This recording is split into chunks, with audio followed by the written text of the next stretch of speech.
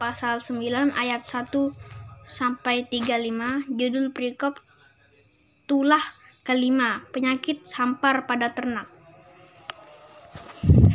Berfirmanlah Tuhan kepada Musa, "Pergilah menghadap Firaun dan berbicaralah kepadanya. Beginilah firman Tuhan, Allah orang Ibrani, biarkanlah umatku pergi, supaya mereka beribadah kepadaku. Sebab jika orang menolak membiarkan mereka pergi dan masih menahan mereka, maka ternakmu yang ada di padang, kuda, keledai, unta, lembu, sapi, kambing, domba akan kena tulah Tuhan, yakni kena penyakit sampar yang dahsyat.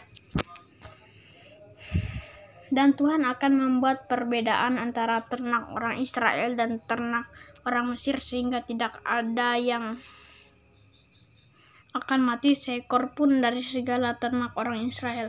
Selanjutnya Tuhan menentukan waktunya. Firman-Nya, "Besoklah Tuhan akan melakukan hal itu di negeri ini."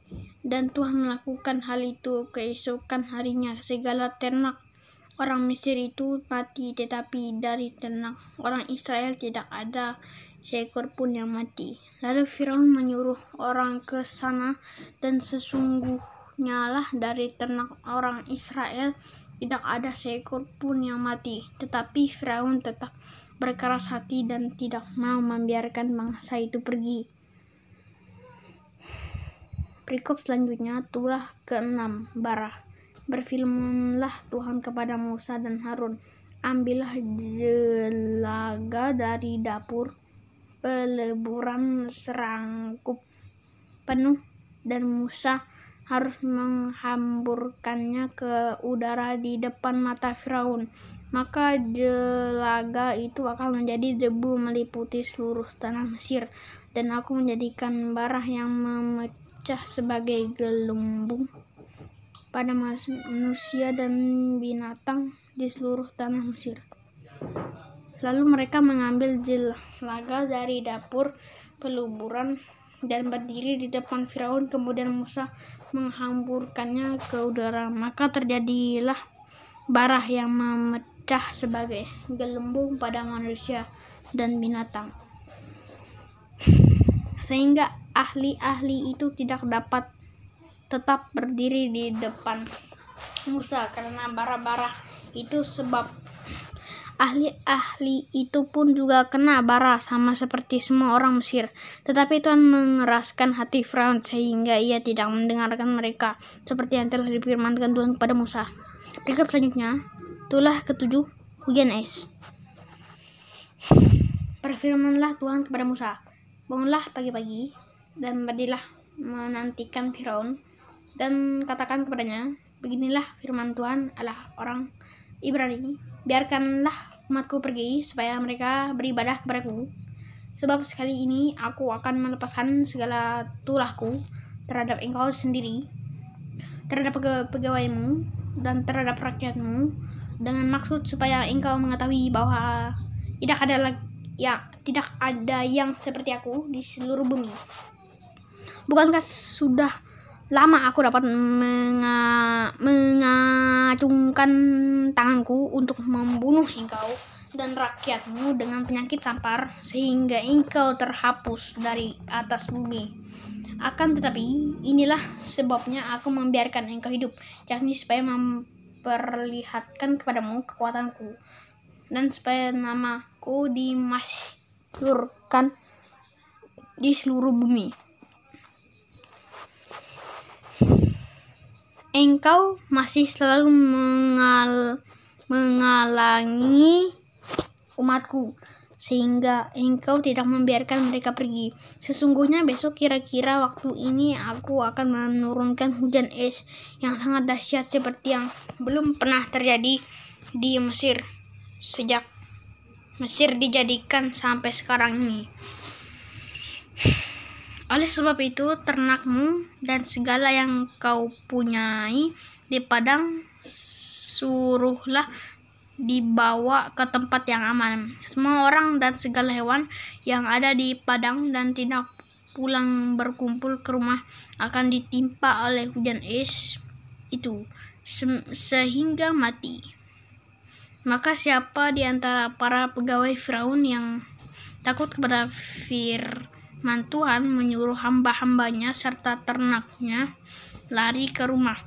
Tetapi siapa yang tidak mengindahkan firman Tuhan, meninggalkan hamba-hambanya serta ternaknya di padang, berfirmanlah Tuhan kepada Musa, ulurkanlah tanganmu ke langit supaya hujan es turun di seluruh tanah Mesir, menimpa manusia dan binatang, dan menimpa tumbuh-tumbuhan di padang di tanah Mesir.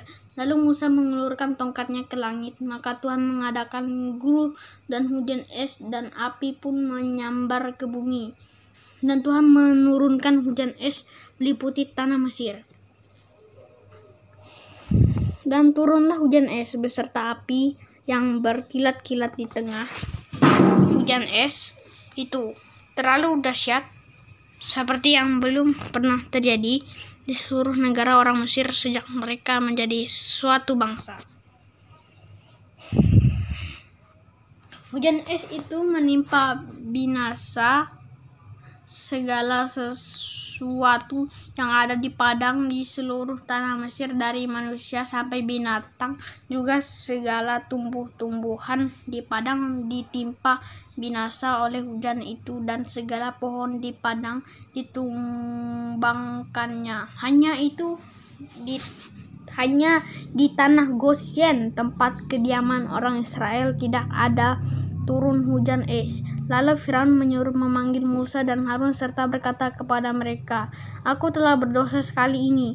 Tuhan itu yang benar, tetapi aku dan rakyatkulah yang bersalah.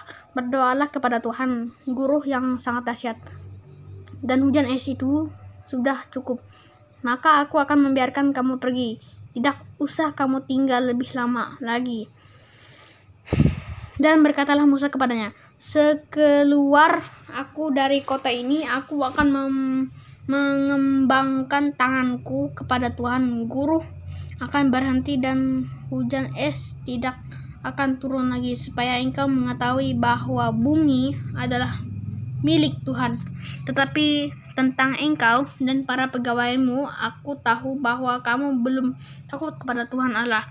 Tanaman Rami dan jelai telah tertimpa binasa, sebab jelai itu sedang berbulir dan ramai itu sedang berbunga. Tetapi gandum dan sekoi tidak tertimpa binasa, sebab belum lagi musimnya." Lalu keluarlah Musa dari kota itu meninggalkan Firaun, dikembangkannyalah tangannya kepada Tuhan, maka berhentilah guruh dan hujan es, dan hujan tidak tercurah lagi ke bumi. Tetapi ketika Firaun melihat bahwa hujan es dan guruh telah berhenti, maka teruslah ia berbuat dosa. Ia tetap berkeras hati, baik ia maupun para pegawainya. Berkeraslah hati Firaun sehingga ia tidak membiarkan orang Israel pergi seperti yang telah difirmankan Tuhan dengan perantaran Musa.